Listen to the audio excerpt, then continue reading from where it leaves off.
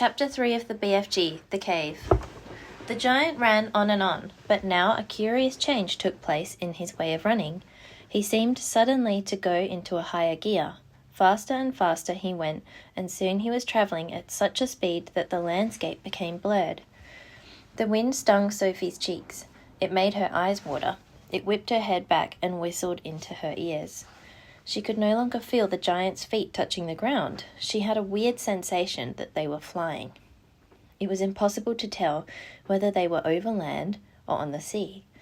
This giant had some sort of magic in his legs.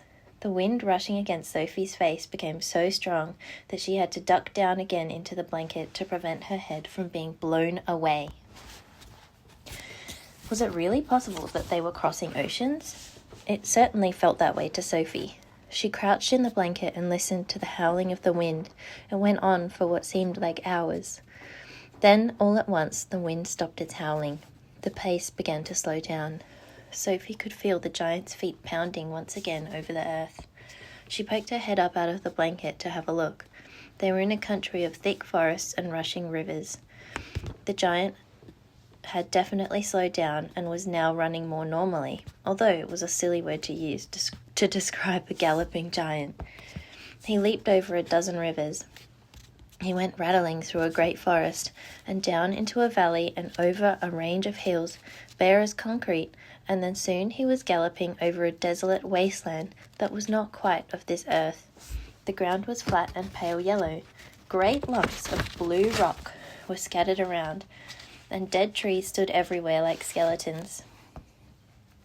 The moon had long since disappeared, and now the dawn was breaking.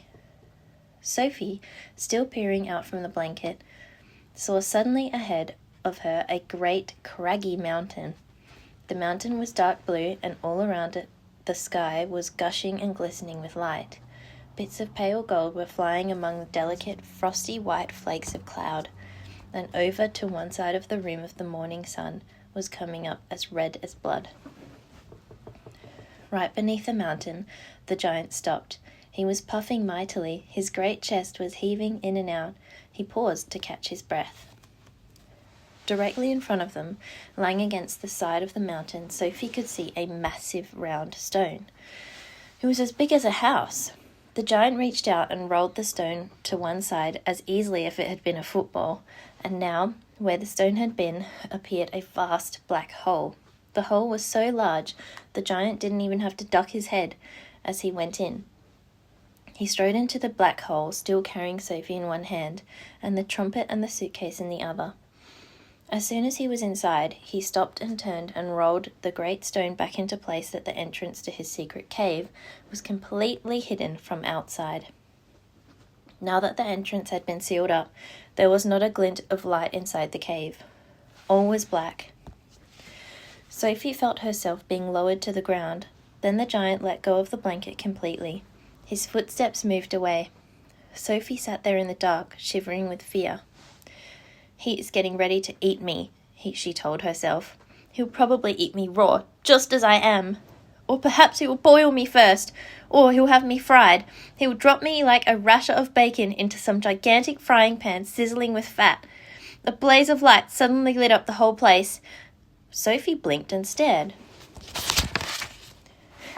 She saw an enormous cavern with a high, rocky roof.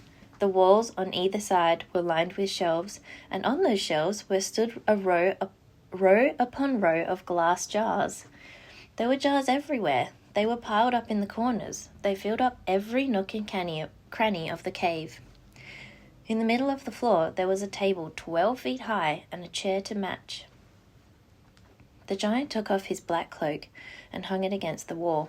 Sophie saw that under the cloak he was wearing a sort of colourless shirt and a dirty old leather waistcoat that didn't seem to have any buttons.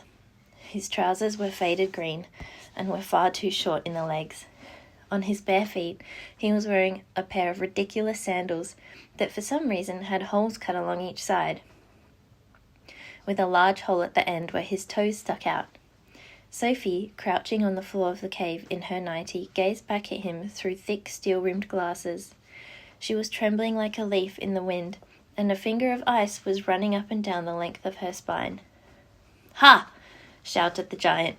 walking forward and rubbing his hands together. "What has us got here?"